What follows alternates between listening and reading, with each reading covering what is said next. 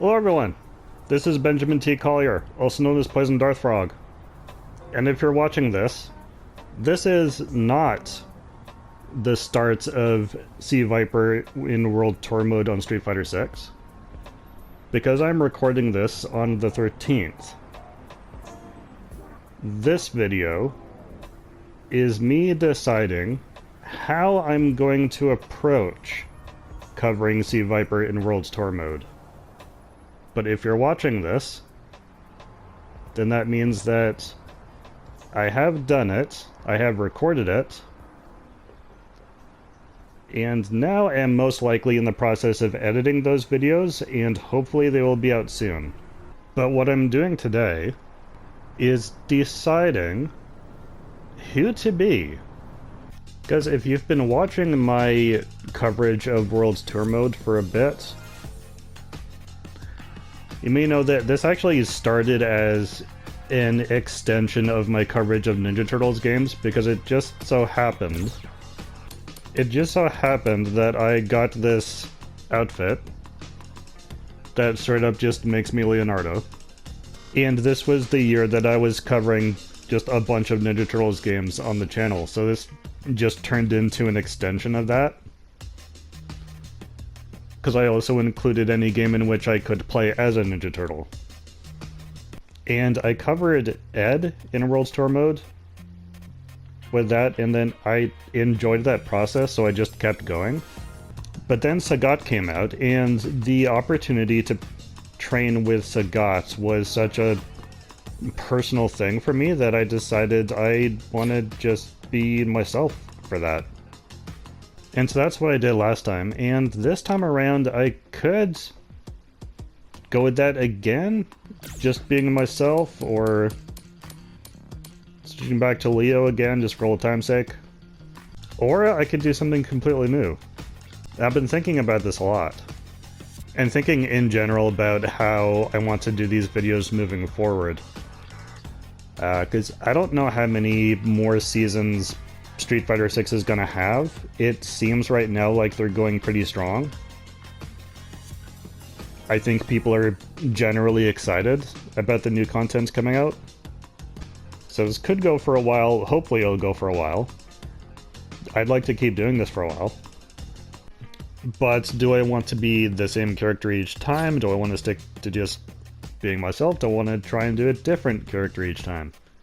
Do I want to just judge that on a character-by-character basis, depending on who's training me? And that's where these character trailers come in very handy. Fortunately, they give us these trailers to see not just like how the character looks, but also how they move, what kind of move sets they have, and whatnot, and that gives me a feel for what to expect and what kind of character I think would fit best with that. And I'm getting a particular feel from the Sea Viper videos. And it's something that I haven't seen much in media. And even though this is not Sea Viper's first outing, and she feels very much like she did in Street Fighter 4, it also feels like there is a development or a fine-tuning to her overall style with this new iteration. And what it is kind of... the best way I can try to describe it is like Iron Man as a fighting style. And I'll take a bit to explain what I mean by that. Iron Man as a general archetype is something that I think we've got a pretty good handle on as far as representation in various media. There's not that many I can name off the bat, but I know I've been playing Mortal Kombat 1 recently, and Sector has a pretty good close to Iron Man feel to how she plays. And there's various elements to it, but the primary factor is the jets, specifically coming out of the heels and the palms of the hands. But another generally automatically attached aspect is the armor itself, and like various types of weapons just coming out of shoulders and backs and whatnots, and sometimes chest lasers and eye lasers. But I had a while ago gotten a glimpse of this other, more specific kind of side variation of the concept of Iron Man as a fighting style, in which it's not the full suit. It's like Iron Man, but with just the gloves and the boots, which gets rid of a lot of the side stuff of like the mini gadgets coming out of the back and whatnot, and it pretty much just focuses on the repulsors coming out of the heels and the palms. But crucially, a major point of difference is that it does not include the helmet or the chest armor. It's just the gloves and the boots. And that can be, like realistically speaking, exceedingly dangerous if you don't have full control over the jets. You can twist or rip yourself right in half. That's a big part of why the rest of the armor is important. You might be able to get around that with just like I think at bare minimum I would want to have some kind of an iron spine going down the back with cables or something that attaches to the gloves and the boots. Otherwise, just hope very, very strongly that you don't have a malfunction. In fact, Street Fighter 6 added something in the last Fight Pass. I think the clothing set was called Operative. They added these gloves that by default are black with red lights. It's hard to get a great look at it. It goes well with the villainous outfit, I gotta say. But there was also a secondary color scheme, which was red with white, maybe light blue depending on the room, kind of light coming out of the hand, and I wondered if they had Iron Man in mind when they did that. So if you're having the same thought that I am, that maybe this is the time for an Iron Man type character, I think those are the gloves for you. So it's not the full set of Iron Man powers, it's just a fighting style based on a percentage of the Iron Man powers. But without the metal torso, you've got less armor. So it's more agile and more flexible. It would allow for more maneuverability, certainly. But also without the armor, you have to be significantly more careful. And as an idea, I really attached to that a while ago. And I'm trying to remember where I saw, because I feel like I've seen glimpses of this concept and what it would look like. And the first was probably in the third Iron Man movie, which I know is not the general favorite Iron Man movie. I get that. It certainly has some issues. As far as my collection of movies that I'll watch for fun, like I find it a fun movie.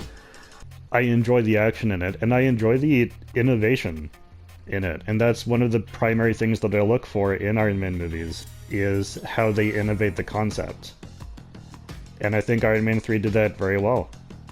And one of the things I saw them do was blend standard combat with Iron Man abilities, because there was that scene where he couldn't get the full suit all at once, and another scene later where he could get a full suit, but it was being slowly ripped apart.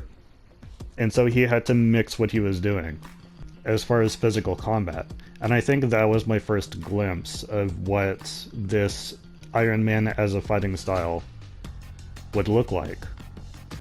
And now I'm seeing these character trailers for C. Viper, and I'm thinking, this is all kind of coming together in my head. And so when it comes to choosing a character to be playing as for training under C. Viper in World Tour mode, I'm thinking that's the idea that I want to lean into. Is the idea of training for this kind of like Iron Man as a fighting style. And that actually has the door open for a few different ideas. Because there is just me. I could just say that I want to go in for Iron Man training. I could get the Iron Man gloves. I don't think there's a red armor-like outfit that I can get, but I mean this, what I've got now is, like, I like this. As a superhero look, I'd probably have to get myself a different... I mean, that hat's not going to protect much. Like, even that would be better. Don't like how exposed my beard is. Because that's something I'd like to learn. In real life, no, I'd be terrified of the potential for just ripping myself apart, but in video games, sure. There was another character concept. Neo-Noir. Neo-Noir. Neo-Noir. Just apply that. There we go. Yeah, that doesn't look very different from what I was already wearing. Just the, yeah, that's the villainous helmet and torso. And the boots, I think. I just got different pants and gloves. I think the visual concept for me was just dark Neo. I think the tail, coattails of the back were part of it. Why I thought Neo. Anyways, that's not the name of the character, just the look. When playing, I think it was a Lego Marvel Avengers, I needed a character who had both Captain America's shield and the Vision's, like, general superpowers. And for whatever reason, what I ended up coming up with was a kind of dark Iron Patriot. That would probably fit the easiest conceptually, but there's not much of a story there as of yet. But there is another possibility. I would normally go to characters that I've done in my books, because I've published, I think, 10 novels now. At this point, it's a lot of characters. Yet, when I look at what characters or groupings of characters there are who would fit this fighting style concept, there's only really one group and a handful of characters that come to mind. And that would be the dwarves from Dwarves vs. Mummies. With, more specifically, 2 characters that come to mind. The very first character that comes to mind is a character that I've had on this channel before, in various forms, and that character is Dwaya. Seen here, in her mech suit. Okay, admittedly not the mech suit design that initially comes to mind when I think of her mech suit, but as far as the costume pieces available in Street Fighter 6, this seems to work best for me. I have to do some pretty interesting body proportions to make it look like she's, you know, a small person inside a mech suit, as opposed to straight up just wearing armor. But this shirt seems to do it. And side note, just on the topic of character creation, she is a dwarf, which means canonically she is supposed to have facial hair. And Street Fighter 6 actually lets you be a woman with facial hair, and I appreciate that. Yep. Yep, that is exactly as oversized as it should be. That feels correct. I did have a look at the shop, because there are very specifically, and this also might have been on purpose, there's very specifically some armor added to the shop recently that also has Iron Man vibes. This one I assume is meant to have Doom Guy vibes, but they've added some additional colors. But when I look at this, for Dwalaya, something about it seems off. In comparison, like, I'm looking at this, and it doesn't quite have the same feel to me of her being a smaller person inside a mech suit. Something about the way it's moving just feels like she has weird proportions in comparison to like this. And I wonder if those like giant things coming out of the back is is a part of it. But also the kind of buzzsaw looking shoulders. There's something about how the chest sticks out. I just seem to like that a lot more. Additionally, yes, I am looking at the price. For comparison, 300 fight coins is the cost of a character. Like, for the same cost, you could get this one shirt or Sea Viper. Like, the entirety of Sea Viper. And that's just for one piece. If you want the whole set, that's the cost of 3 whole characters. And that's just for one color. If you want anything to be a different color, you have to pay the same price again. So, I'm reluctant to throw around the word greedy because Street Fighter 6 does give a lot of things away for free. And if you do the fight passes right, you only have to pay for those once. Because you make back the money by just completing the 30 tiers. So, I wouldn't use the word greedy. What I would use instead is just not properly thought out. I know that's several words, but I'm just thinking when you've got something where like just a one piece of it is the cost of an entire character.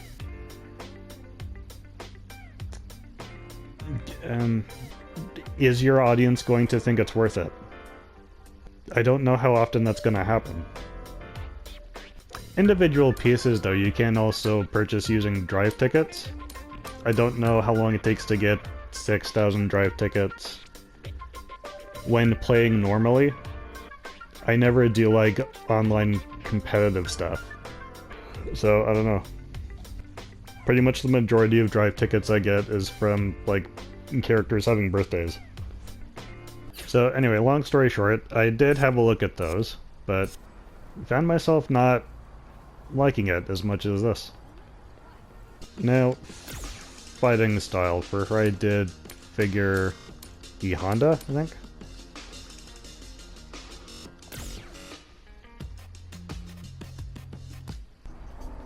Let's see how she fights.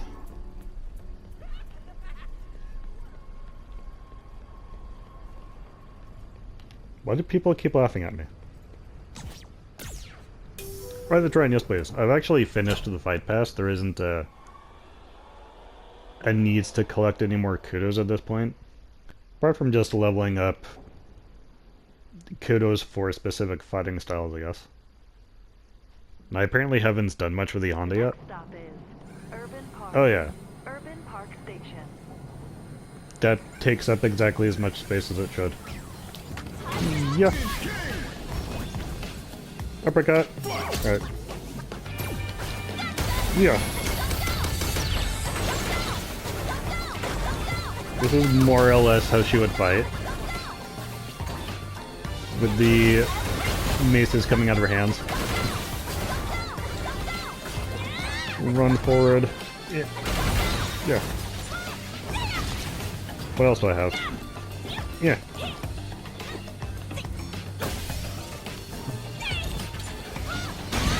Yeah. I'm having a hard time hitting this guy. There we go.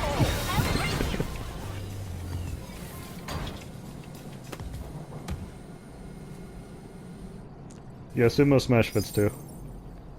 What else we got? Ah.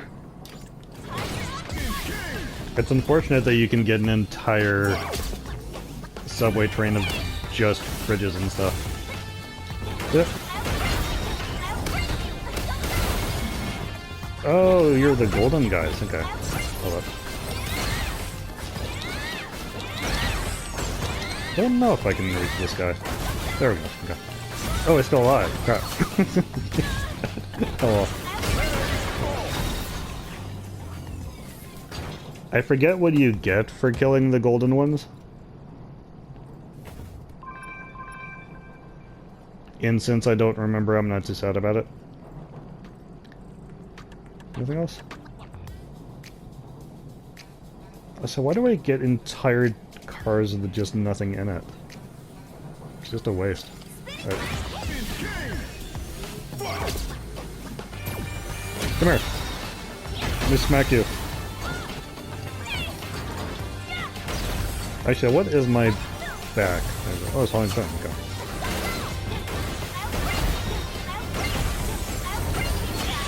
Yeah. Yeah, right now, E-Honda's style is set to a different character. I'd change around some of her moves.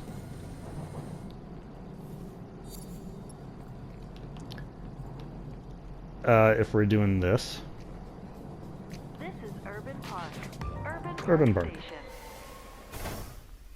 But I think 100 Hand Slap and Sumo Smash are pretty much up her alley when fighting in a mech suit. So now I'm gonna walk back to the beauty parlor. That's a lot of metal swinging back and forth. And I'm gonna change her up, because I'm thinking, even though this is the, like, form that would suit her best, that's how she fights, is with a mech suit. The specific fighting style that we're looking at is not about being fully armored. Which is something that she would have to get used to. It would be a change for her.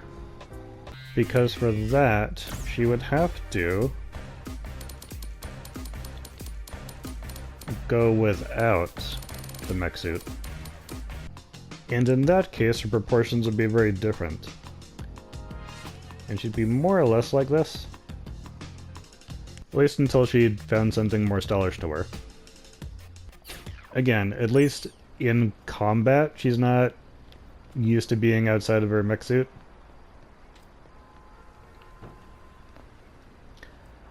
But if she's meant to be learning, to use my own phrasing, Iron Man as a fighting style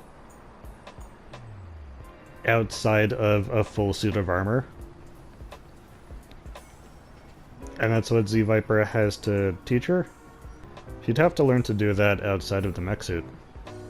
Which I think for the sake of at least learning new techniques, that's certainly something that she'd be willing to do. She is eager to learn new tech stuff.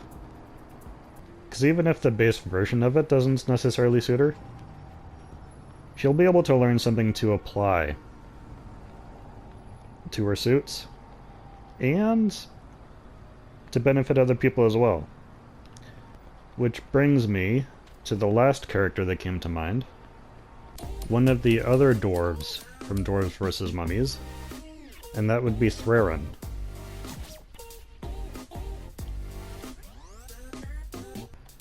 And in terms of archetypes, Thrarin is the knight of the group. And I actually don't have a costume setup already loaded for her, so I'm gonna have to think of one. And the reason Thrarin comes to mind is because of the different dwarves, she is actually technically the closest to an Iron Man setup, even though her armor is not about technology. Like, she doesn't have repulsor jets or guns coming out of her armor or anything. It's just straight up armor. The only other noteworthy thing about her armor is that it doubles as a prosthetic. Because, spoiler warning, she lost both of her legs when she was quite young. Below the knees. And so the armor is also how she walks around. Built by her brother, who was essentially the Forge Master of the group. Who by the end of the book would not be the one making her armor anymore. But if anybody's going to be making any kind of upgrades to her armor, it would be Dwalaya. And Dwalaya could add some gadgets to it. So let's have a look-see what I can do for her as far as armor in Street Fighter 6. Right, appearance. Now, what does come to mind immediately is the Monster Hunter armor. I believe she had one set of armor that was gold-plated and another that was just straight up silver. This probably is what makes the most sense. Unfortunately, it takes some time to render. I don't know why. Let's get rid of the goggles. Oh, that gives her cat ears. Okay. Let's just find something that I can kind of hide then for a bit. Use of authority. Swap out those gloves for... yeah, probably those. At least for now, defaults to these. And do some experimenting. Oh yeah, pants. Okay. I don't need that security headset either. But I also don't need a rock for a face, so... let's see... is there like a necklace? I am going to be looking for some kind of a... oh, watch. Okay. That is a nice watch. I'm going to be looking for some kind of a helmet for her. But not this full helmet. It comes with the Monster Hunter armor by default. Because I don't want to hide her face quite that much. Do you want to try to keep it silver though? Or white, as the case may be. Let's do close-ups.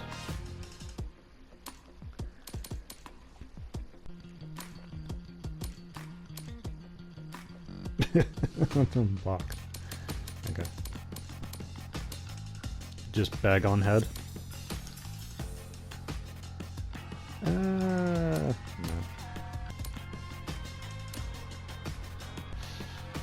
I don't know that there is much as far as something that actually looks like armor, but that doesn't cover the entire face. Ooh.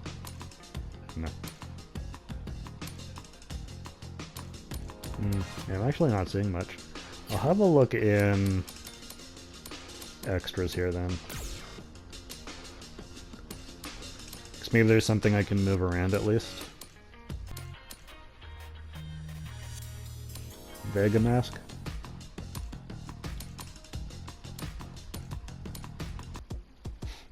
Yeah, unfortunately I'm not seeing much.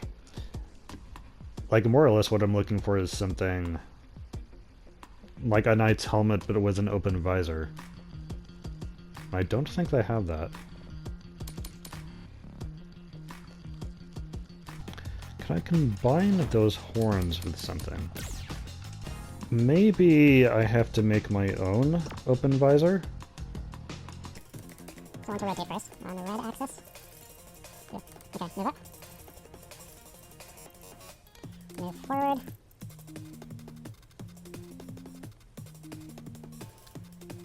Want it down somewhere? Or are you going like into your head? Okay.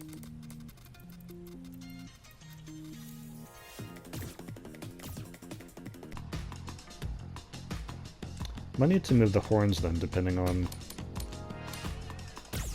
what else I give out. Let's have another look at that military-looking helmet. Okay, I think this is doable with just a change in proportions. Oh, there isn't like individual proportions, just general scale. Okay. Right, well, I guess it has to be that wide, and move forward somewhat.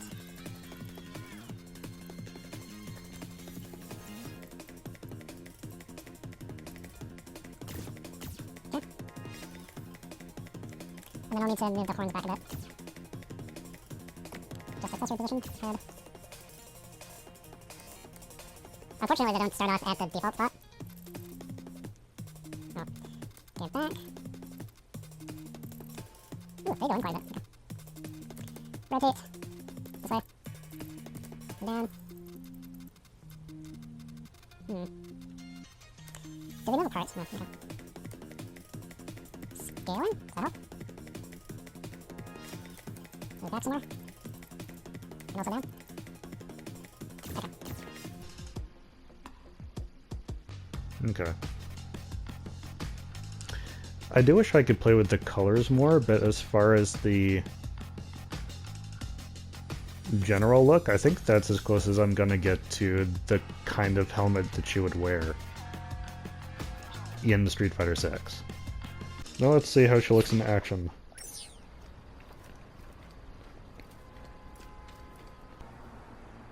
I think that's about the height that she would be.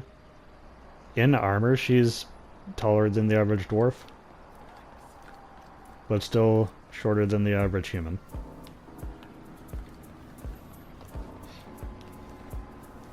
What would her base fighting style be? Is a relevant question. So not Honda. She would normally be fighting with a hammer, pick combo, and a shield.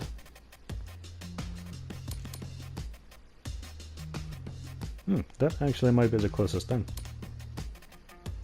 Closest though. There's not a lot of armed fighting styles. Yet, in Street Fighter.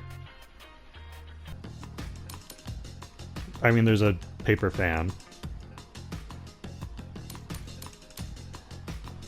And there's these clubs. That's probably the closest thing. Bit jovial, though. She's not jovial by default. The next stop is Urban Park. Urban Park Station. Urban Park. Yeah, don't mind me. I'm just here to beat you all up.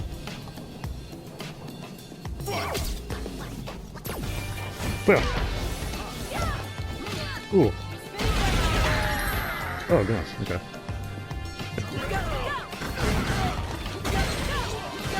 Ooh. Nice. Ugh. I enjoy that you can ram people into each other. And actually do damage that way.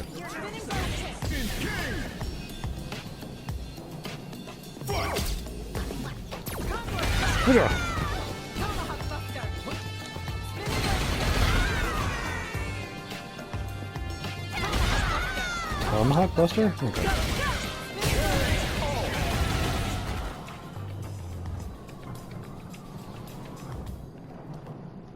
This is working out. Lily's kudos. Okay.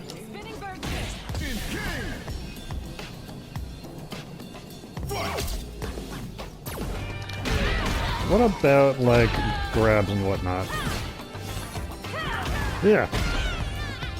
She just kind of lifted up. Ooh. Well, that seems devastating.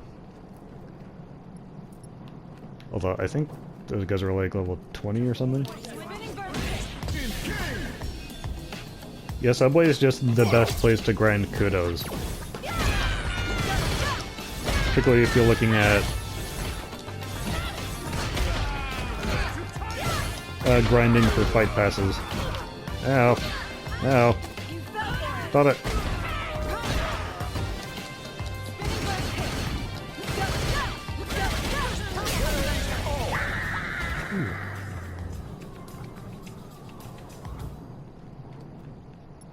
Yep. Well, it's growing on me. Still not the greatest helmet. Just like the best I could put together with what I got. But the rest of it, yeah. So, all things considered, now that I've seen how everyone looks and feels, upon considering Threrin, it does make the most sense, like in the long run, for Iron Man as a fighting style to be applied to what she already does as far as her suit. And it makes sense for Dwalaya to make that adjustment to her suit. Not thinking in terms of the books, just in terms of what-ifs scenarios. But what doesn't quite fit in my head is the idea of Thrarin being the one to do the training. Because I'm having a harder time thinking of why... I mean, apart from the time difference, because this is supposed to be 200 years in the future, give or take. Given the time travel opportunity and the access, it doesn't make as much sense for Thrarin to be the one training under Sea Viper, especially if the training is going to be more about the use of gadgets as opposed to actual martial arts, which it seems is going to be more Sea Viper's focused. Not that she lacks martial arts training, but that I think the focus of her training to you, the player, is going to be about gadgets rather than focused on martial arts. And that still, in my head, makes more sense for Dwalaya. It makes sense to me as something that Dwalaya would seek out from a mentor. And it makes sense in the long run for Dwalaya to do that training, learn what you can from Sea Viper, and then apply that to Thrarin's suit, however much of it as seems applicable. So I think that's gonna end up being the direction that I go with this Sea Viper series, is gonna be Dwalaya doing the training. Probably starting off in her mech suit, because obviously she won't have Sea Viper's style right away. Upon starting her story, she has to get to the point of meeting Sea Viper and then learning her style, at which point she can transition out of the mech suit and into just her basic clothes, or I can try and find something more stylish for her to wear. Maybe something will come up as part of the story. Sometimes they do that. And I think that's what I'll do.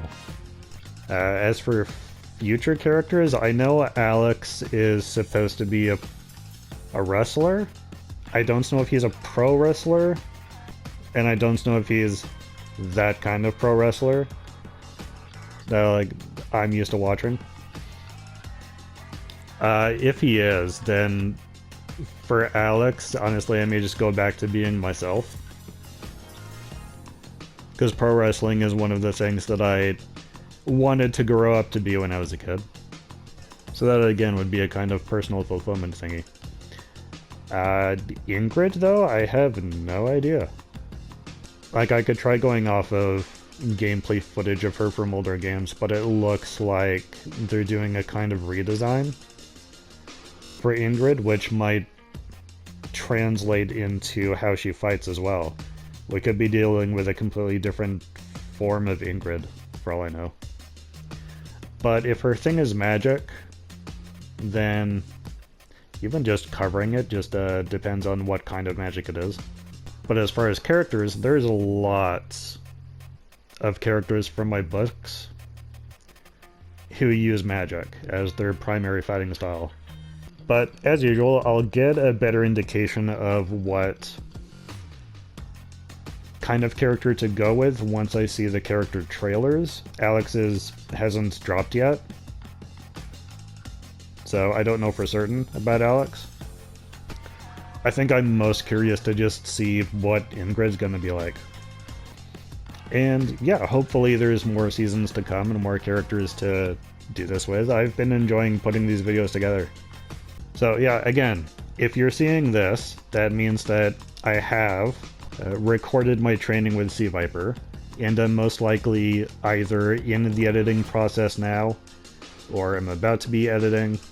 Maybe I've got a video ready to load already, and theoretically those should start airing soon. Thank you so much for watching this video. I hope you're all staying safe, and I'll see you later. Possibly soon.